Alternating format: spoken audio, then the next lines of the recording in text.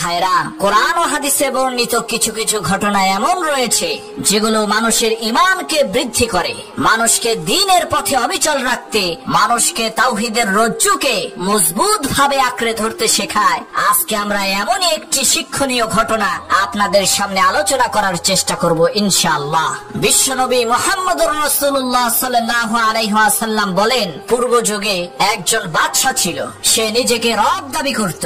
তার দরবারে একজন জাদুকর ছিল।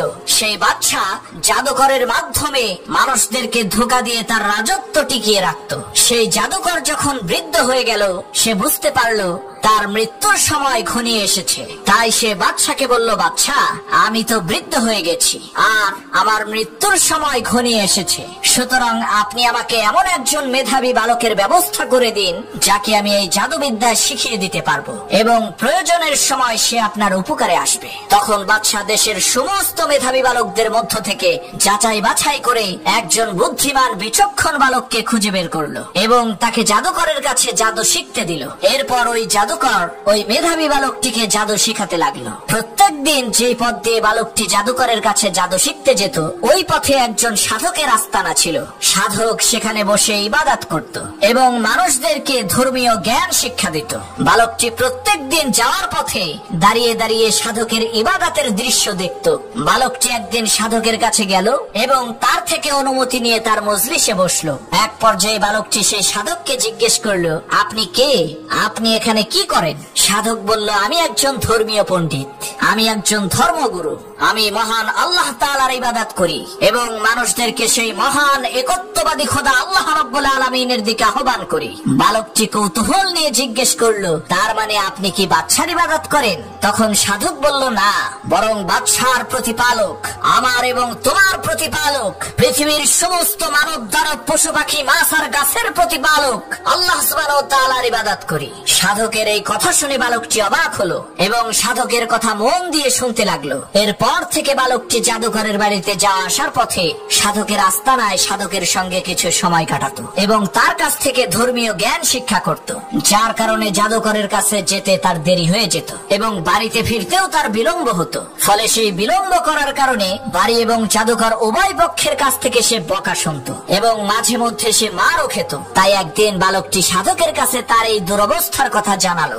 সাধক তাকে একটি কৌশল শিখিয়ে দিল যে জাদুকর তোমাকে দেরির কারণ জিজ্ঞেস করলে তুমি বলবে বাড়িতে কাজ ছিল তাই বাড়ি থেকে আসতে দেরি হয়েছে, আর মায়ের কাছে গিয়ে প্রশ্নের সম্মুখীন হলে বলবে জাদুকর দেরি করে ছুটি দিয়েছেন। এমনি ভাবে এই বালক একদিকে জাদুবিদ্যা, অপরদিকে ধর্মীয় জ্ঞান শিক্ষা করতে লাগলো। একদিন হঠাৎ করে তার গ্রামে একটি বিশাল আকৃতির জানোয়ার ঢুকে পড়ল। এই হিংস্র জানোয়ারের ভয়ে জনমনে আতঙ্ক তৈরি হলো। জানোয়ারটি রাস্তার মাঝখানে যেয়ে বসে পড়ল, ফলে মানুষের চলাচলের পথ বন্ধ হয়ে গেল। জানোয়ারের ভয়ে কেউ রাস্তার এপাশ থেকে ওপাশে যেতে পারছিল না। এই অবস্থা দেখে বালকটি চিন্তা করলো, যাক, এইবার একটি বেশ সুযোগ এসেছে, এবার পরীক্ষা করে নেওয়া যাবে যে আল্লাহর কাছে সাধকের ধর্মই অধিক পছন্দনীয় নাকি জাদুকরের ধর্ম অধিক পছন্দনীয়। এই কথা চিন্তা করে বালকটি একটি পাথর হাতে তুলে নিল এবং সে আল্লাহর কাছে প্রার্থনা করে বলল, আল্লাহুম্মা ইন কানা আমরুর রাহিব আহাব্বা ইলাইকা মিন আমরি সাহির ফাকতুল হাযিহি আদ-দাব্বা হাত্তা ইয়ামদি আন-নাস। হে আল্লাহ, হে আমার প্রতিপালক, আপনার কাছে যদি জাদুকরের ধর্মের চেয়ে সাধকের ধর্ম অধিক পছন্দনীয় হয়, তাহলে আপনি এই পাথরের আঘাতে জানোয়ারটিকে মেরে ফেলুন, যাতে করে মানুষেরা এর অনিষ্টতা থেকে রক্ষা পায়। আল্লাহ তাআলার অশেষ মেহেরবানিতে পাথরটি নিক্ষেপ করার সাথে সাথে জানোয়ারটি মারা গেল এবং মানুষের চলাচলের পথ স্বাভাবিক হয়ে গেল। এই ঘটনার পর বালকটি বুঝতে পারল সাধক সত্য দিনের উপরে প্রতিষ্ঠিত, সাধকের ধর্মই হচ্ছে সত্য ধর্ম। সেই বালক দ্রুত সাধকের কাছে ছুটে গেল এবং তার সাথে ঘটে যাওয়া পুরো ঘটনার বিবরণ দিল।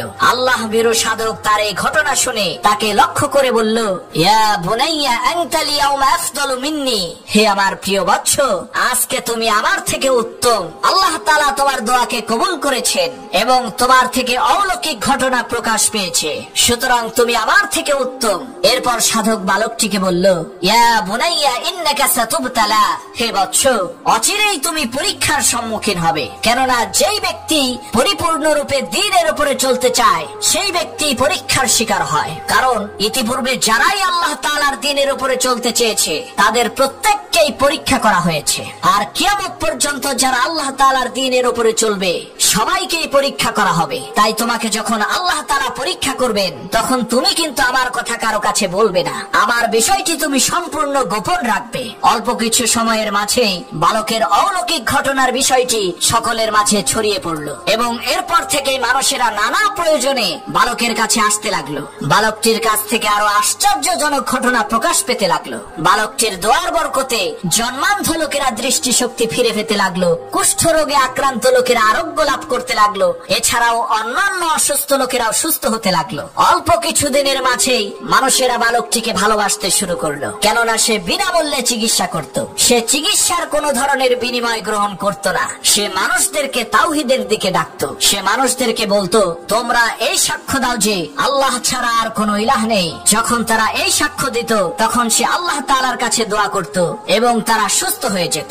অল্প কিছুদিনের মধ্যেই বালকটি মানুষের মাঝে প্রসিদ্ধ হয়ে গেল। বাদশার একজন মন্ত্রী ছিল, সে অন্ধ হয়ে গিয়েছিল। সে শুনতে পেল একজন বালক সে অন্ধকে ভালো করতে পারে। এই কথা শুনে সে অনেক পরিমাণ উপঢৌকন নিয়ে বালকের বাড়িতে গিয়ে হাজির হলো। মন্ত্রী যে বালকের পাশে বসলো এবং বিনীত ভাবে তাকে বলল, তুমি যদি আমাকে সুস্থ করে দিতে পারো তাহলে এই সমস্ত উপঢৌকন আমি তোমাকে দিয়ে দেব। তখন বালকটি বলল, আমি কাউকে সুস্থ করতে পারি না, কাউকে সুস্থ করার ক্ষমতা আমার নেই। সুস্থতা দান করার ক্ষমতা একমাত্র আল্লাহর হাতে। আপনি যদি আল্লাহ তাআলার উপরে ঈমান আনেন তাহলে আমি আপনার জন্য দোয়া করব আর আল্লাহ তাআলা আপনাকে সুস্থতা দান করবেন। তখন মন্ত্রী বলল, আল্লাহ আবার কে?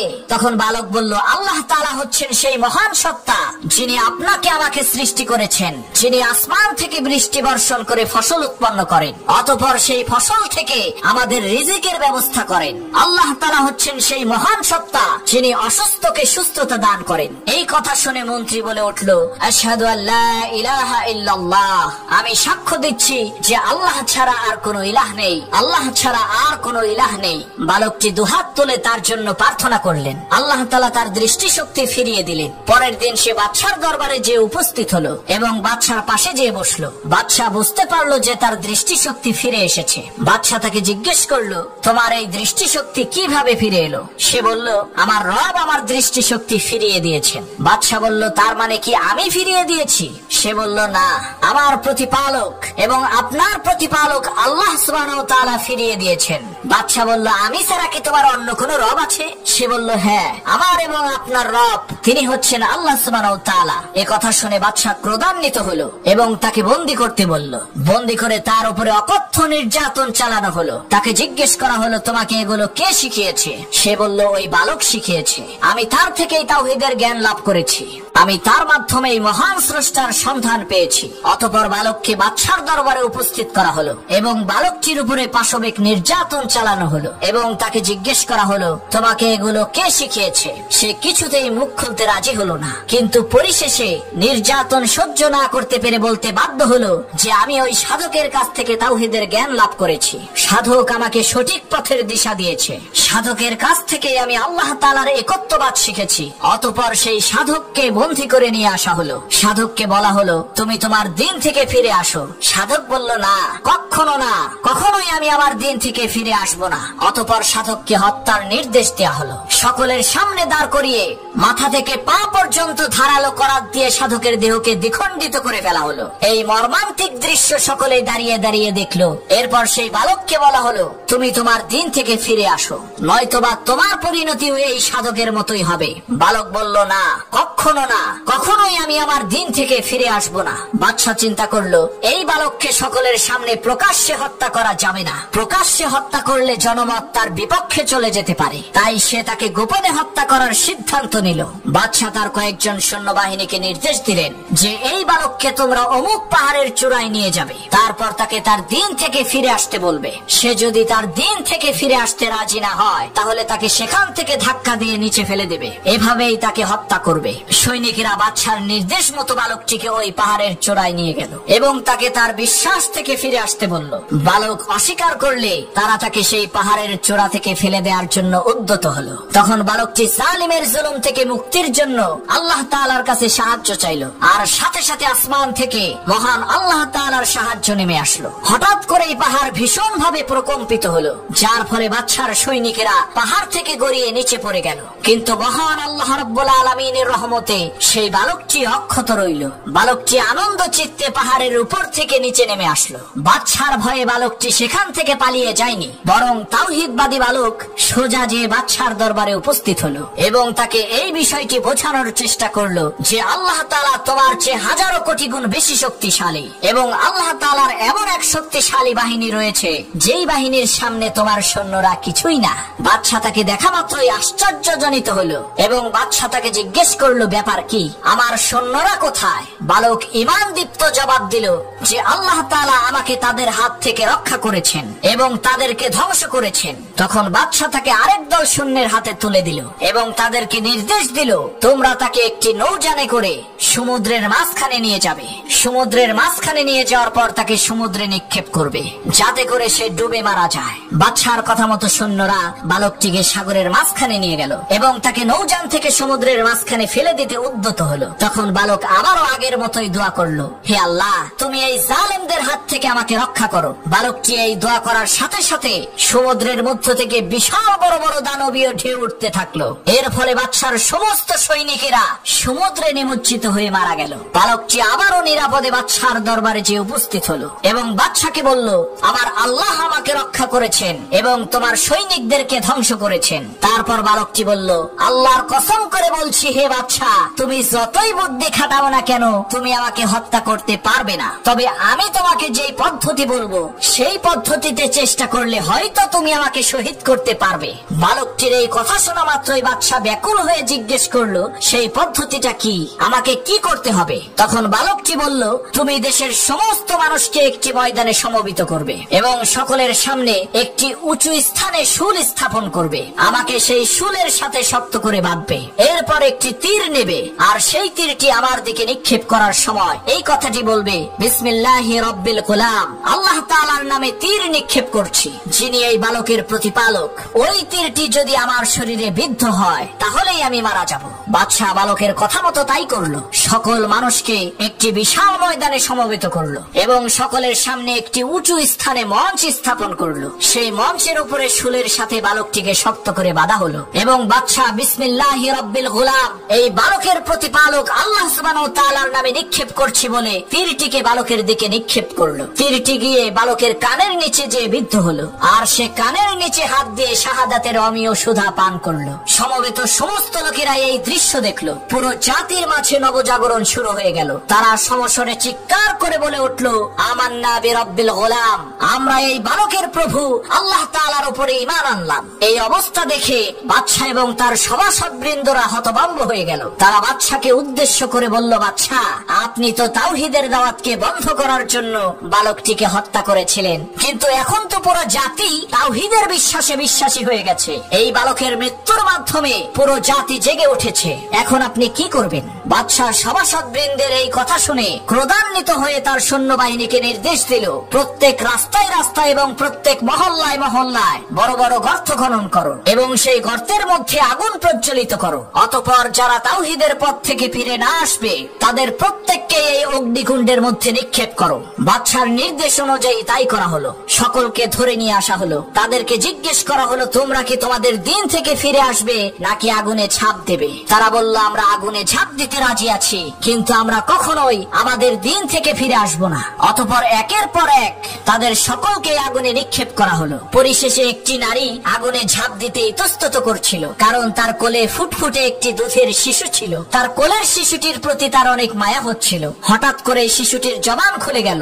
শিশুটি তার মাকে বলল, হে আমার কলিজার টুকরা মা, আপনি কেন ইতস্তত বোধ করছেন? আপনি তো হকের উপরে রয়েছেন, আপনি অবশ্যই হকের উপরে রয়েছেন। সুতরাং আপনি ধৈর্যের সাথে নিশ্চিন্তে এই আগুনের মধ্যে ঝাঁপিয়ে পড়ুন। এই আগুনের ওই পাশে আছে জান্নাত। অতঃপর সেই মহিলাটি তার সেই শিশু সন্তানকে নিয়ে ওই আগুনের মধ্যে ঝাঁপিয়ে পড়ল। এক ও অদ্বিতীয় খোদা মহান আল্লাহ তাআলার প্রতি বিশ্বাস স্থাপনের ক্ষেত্রে তাদের এই আত্মত্যাগের ঘটনাটি ইতিহাসের পাতায় উজ্জ্বল দৃষ্টান্ত হয়ে রইল। সম্মানিত উপস্থিতি, এই ঘটনা ঘটনার মধ্যে আমরা একটা বিষয় দেখতে পাই, তা হলো তাওহীদের বিশ্বাসে বিশ্বাসী হওয়ার কারণে একটি জাতিকে নির্মমভাবে হত্যা করা হয়েছে। দুনিয়াবী দিক থেকে যদি বিষয়টিকে আমরা বিবেচনা করি, তাহলে আমাদের কাছে মনে হতে পারে যে তারা সবাই ব্যর্থ, কারণ তারা সকলেই নিহত হয়েছে। আর আখিরাতের দৃষ্টিকোণ থেকে যদি আমরা বিবেচনা করি, তাহলে আমরা দেখতে পাই যে তারা সফল, কারণ তারা তাওহীদের আকীদার উপরে অটল থেকে মৃত্যুবরণ করেছে। তারা তাদের জীবনের বিনিময়ে জান্নাতকে ক্রয় করে নিয়েছে। সুতরাং এই সকল ক্ষেত্রে দুনিয়াবী দৃষ্টিকোণ থেকে বিবেচনা করলে চলবে না, বরং আমাদেরকে আখিরাতের দৃষ্টিকোণ থেকে বিবেচনা করতে হবে। আল্লাহ সুবহানাহু ওয়া তাআলা আমাদের সকলকেই এই ঘটনা থেকে শিক্ষার জন্য তৌফিক দান করুন এবং এই ঘটনার মাধ্যমে আমাদের সকলকেই উপকৃত করুন। আমিন। ওয়া আখির দাওয়ানা আলহামদুলিল্লাহি রাব্বিল আলামিন।